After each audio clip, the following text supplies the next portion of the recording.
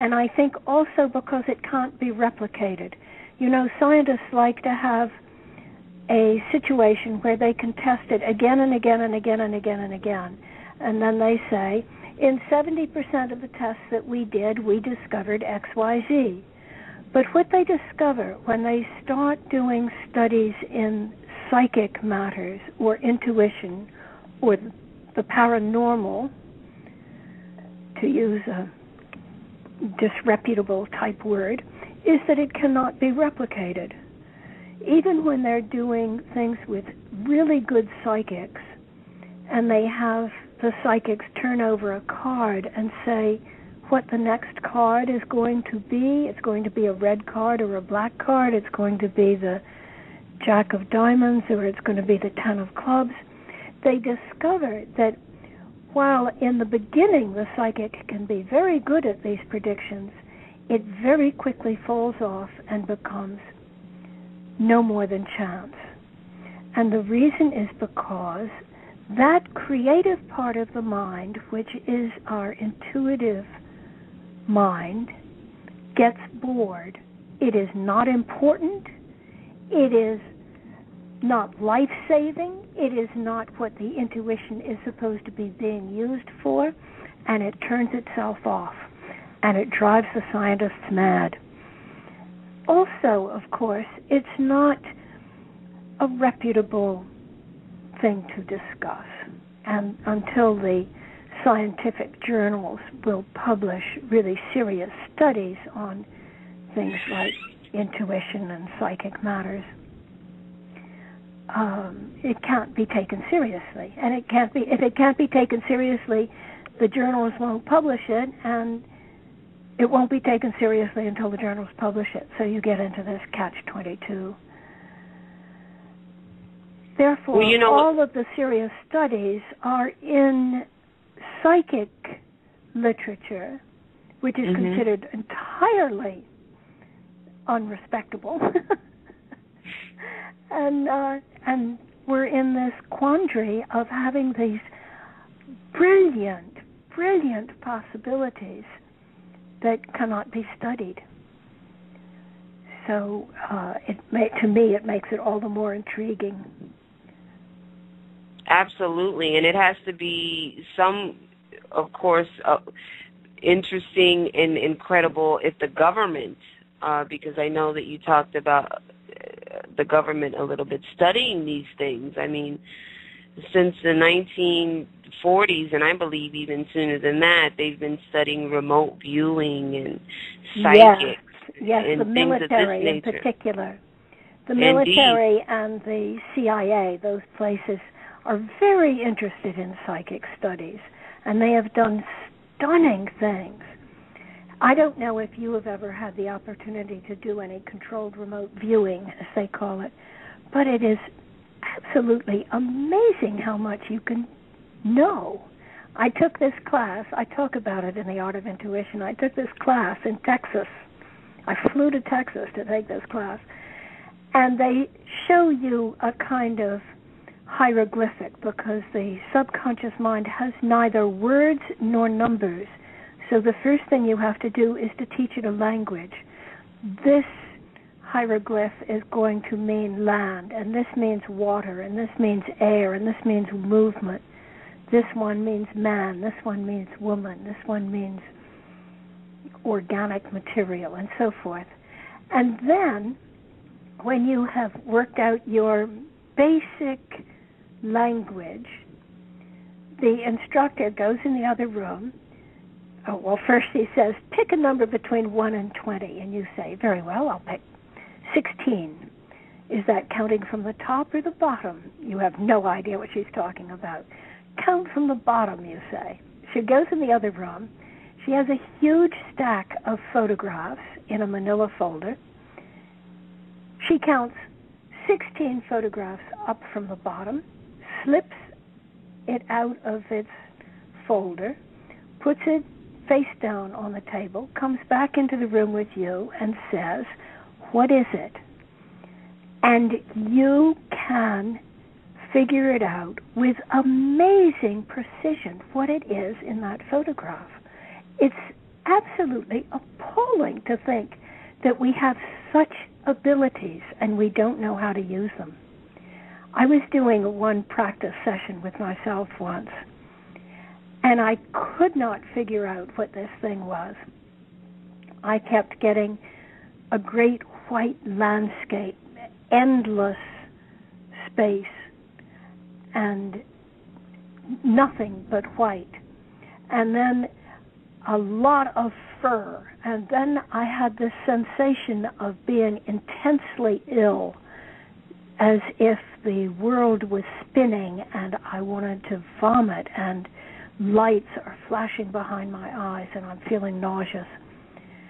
And after that, I saw a kind of white whale being pulled up out of a moist substance, torquing.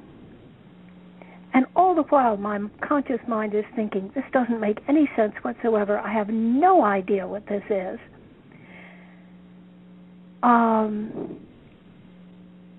At the last moment, I said, okay, well, I've been working on this now for 30 minutes. I guess I give up. And the last thing I think is a big brown furry squirrel lying on its back with 4 paws in the air. And then I go and I look at the photograph, and the photograph was of a Kodiak bear, gigantic bear, lying on its back with 4 paws in the air in an absolutely white winter landscape. And kneeling next to him is a forest ranger, and he is pulling a tooth out of the drugged bear's mouth. The bear has been completely anesthetized. That was what all the nausea and lights and the swirling and swinging sensations that I was having were. The bear anesthetized, and the white whale is the tooth being pulled out of the moist, gummy area. So I got all of these disparate parts of it. I couldn't put the thing together, but I was stunned at how much I knew about the photograph, which could, after all, have been anything in the world. Indeed. And the fact that all of us can do this, I find absolutely fascinating. When I'm giving psychic readings to people, which are done either long distance over the phone or in person, and I must say I prefer to do them in person, sometimes an angel comes, sometimes a spirit comes. Not always for either one of those, because they're not our servants and slaves, but occasionally they do, and then I get information I am not privy to at all. How do we know these things? Well, I think we know them because we are ourselves composed of the sparks of the divine. We are formed of stardust, and we carry within us the essence of God. Can I put it that way? Indeed. So, of course, we have access to all the rest of the essence of God, which is all the trees and air and animals and grasses and humans and past and future and present that there is. And the fact is that we all have it if we were willing to sit quietly enough to be able to listen. Deep listening, that's the clue to it. That's the clue, I guess, to all wisdom, isn't it? It sure is.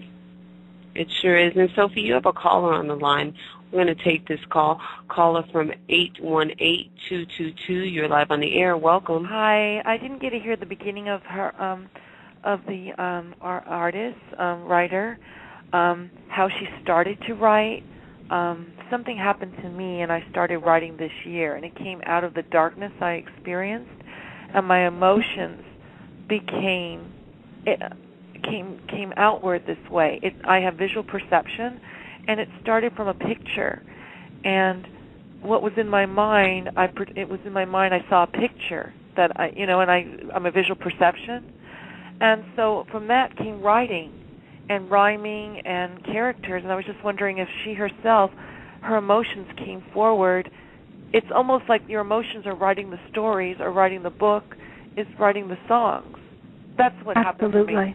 Absolutely. Oh my God, the totally same thing. understand. I've never shared this with anybody. You don't hear this? Really? No, it only well, came out this year. I'm not in the darkness anymore, but what happened to me is that I also pick up energy. I went through, how can I explain this to you? I got involved in someone that was a fake guru, only because I was reaching out for help for my son. Yeah. And I didn't know I had visual perception. I didn't know anything that I had. I didn't believe in my intuition. Now I do, from what I learned from him. But the other day I looked at a picture and I felt myself back into that room again, just from a picture. I mean, I made myself sad today because I was writing about Whitney Houston, because I was picturing what I feel like we're sometimes a prisoner in our own mind, and myself made my sadness from my own writing. I've never done that before. I think great artists, and I include writers in that definition, but think musicians, think painters, think dancers. They are all working from highly, highly attuned emotional inspiration. And then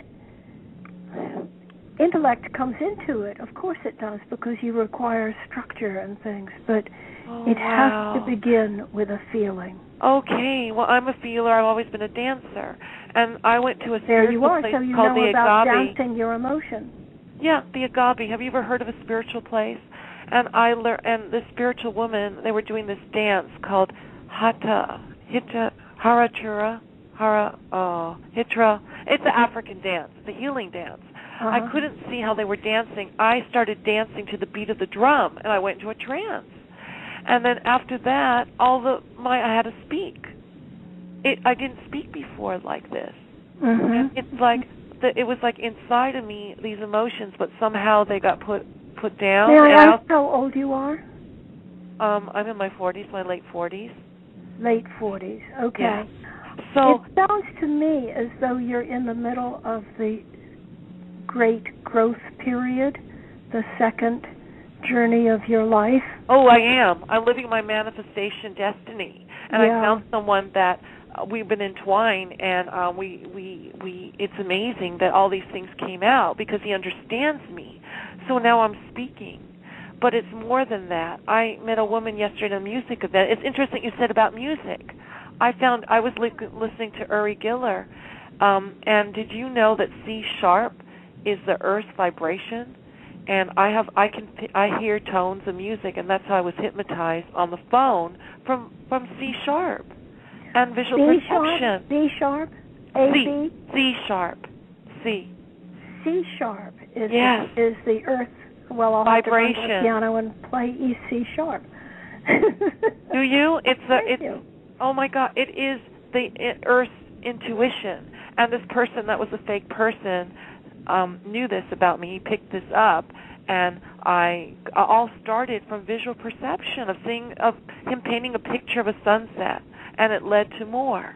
It was just amazing that keep in mind that everybody gets it in different ways. You get it in a visual way. Someone else will get it kinesthetically. Someone else will hear it auditorily. Well, it all came to me. All of these things happen. Not only vastly the diverse things, world out here.